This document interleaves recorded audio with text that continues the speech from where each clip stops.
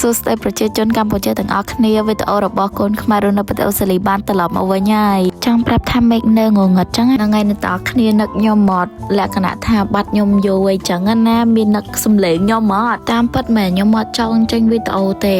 វីដេអូខ្ញុំច្រើនណាប៉ុន្តែគ្រាន់តែពេលខ្លះខ្ញុំរៀងខ្ជិលកាត់ខ្ជិលអីចឹងណាបាត់និយាយបោបាត់ច្រើនទេទៀតទៅដោយសារមាន excursion នេះមិនបានឃើញវីដេអូខ្ញុំហ្នឹងថ្ងៃដែលខ្ញុំមាន excursion ហ្នឹងគឺខ្ញុំមានចការងើបលឿនខ្លាំងមែនតើព្រោះខ្ញុំខ្លាចអត់តន់ហើយខ្ញុំត្រូវទិញនំញ៉ាំមកសំខាន់ខ្ញុំមានចការល្អម្នាក់ឯងពីផ្ទះមកដល់សាលានិយាយផងថតផងអញ្ចឹងណាសំខាន់ឥឡូវហ្នឹងខ្ញុំមកដល់សាលាគេចាំខ្ញុំពេញហ្នឹងប៉ុន្តែខ្ញុំនៅតែឆ្លៀតហត់មកឆក់ទឹកមកផ្លែដោយសារខ្ញុំខ្ជិលឆក់នៅផ្ទះកុំឲ្យអស់ថ្លៃទឹកអីចឹងណាតឥឡូវទីបំផុតបានចេញដំណើរហើយសប្បាយចិត្តខ្លាំងញ៉ៃហ្នឹងគ្រូខ្ញុំគាត់នាំពួកខ្ញុំមកមើលទីក្រុងភ្លើងពណ៌ប៉ុន្តែពេលថ្ងៃមានភ្លើងពណ៌មានតែភ្លើងពលឺព្រះអាទិត្យហើយយើងឥឡូវមានចការដើរទៅ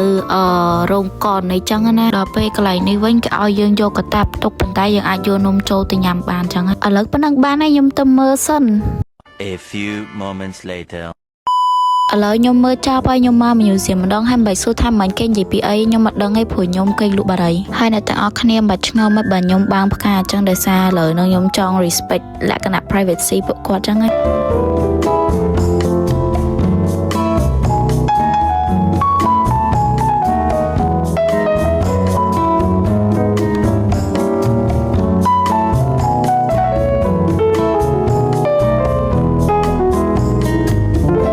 ហើយអ្នកទាំងអស់គ្នាបើកន្លែងនេះវិញណាខ្ញុំមិននិយាយលេងខ្ញុំឃើញហុកមនុស្សហើយខ្ញុំភ្ញាក់មែនតើណាភ្ញាក់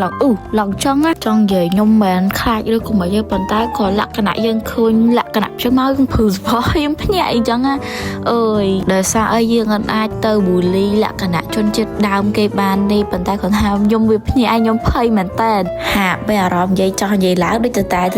មិនទេហើយកន្លែងនេះធ្វើមុខមាត់ចឹងបាច់ឆ្ងល់លេស្ដាប់គេនិយាយអត់យល់ចេះតាមពិតអត់ចេះអីទេទៅដូចខ្លួនអ្នកជំនាញចឹងតាមពិតកន្លែងនេះខ្ញុំបំណងចង់ថតទូទេចង់ថតខ្លួនឯងព្រោះវាផ្លាតកញ្ចក់អស់ហើយកន្លែងនេះអ្នកទាំងអស់គ្នាបាច់ឆ្ងល់ថាបាត់មនុស្សទៅណាអស់ហេបដោយសារអីពួកគាត់វល់ពេកចឹងក៏ខ្ញុំដើរម្នាក់ឯងហ្មងទៅឃើញអ្នកទាំងអស់គ្នាខ្ញុំដើរម្នាក់ឯងនៅវល់ប៉ុណ្ណឹងទៅមកពួកគាត់ទៀតដើរចោះដើរឡើងមកដល់ផ្លូវចេញបរោយហើយកន្លែងនេះខ្ញុំរៀងហួសចិត្តតិចពួកគាត់នាំគ្នាទៅដើមគ្នាហួរឈើនេះទៅដូចចាប់ក្តាប់អ្នកចអេចឹងហើយខ្ញុំនេះក៏ស្ងៀមណាយើងចុចយើងទៅតាមគេដែរចឹងណាហើយបើកន្លែងនេះវិញខ្ញុំហួសចិត្តយកហ្មងពួកគាត់នាំគ្នាចុចអាសលេហ្នឹងឡងលឺលាន់ពេញហ្នឹងហើយចាយវាយដៃគេហ្នឹងចុចឡើងមួយថ្ងៃcònគេចុច class វាយដៃគេដែរហើយបន្ទាប់ពីហ្នឹងមកខ្ញុំមានចការដើរទៅកន្លែងក្រោយនោះស្រាប់តែឃើញចាយមួយវាយដៃគេហ្នឹងអង្គុយសែតក្រាស់គាត់អត់មកបើកន្លែងនេះវិញគេធ្វើបាតកម្មប៉ុន្តែខ្ញុំមិនដឹងថាគេធ្វើរឿងអីទេឥឡូវទៅវិញណាគ្នាពេលញ៉ាំអីហ្នឹងរវល់ឈោចាំគេយូរពេកក៏ហើយអីទៅផ្លេចថតប្រោយហើយខ្ញុំអត់បានថតលើ train នេះដោយសាររវល់ទិញមេរៀនប្រើអីប្រើដោយសារមកវិញខ្ញុំធ្វើប្រឡងកណ្ដាលហើយវីដេអូខ្ញុំក៏មានតែប៉ុណ្្នឹងដែរអរគុណច្រើនជម្រាបលាបាយបាយ see you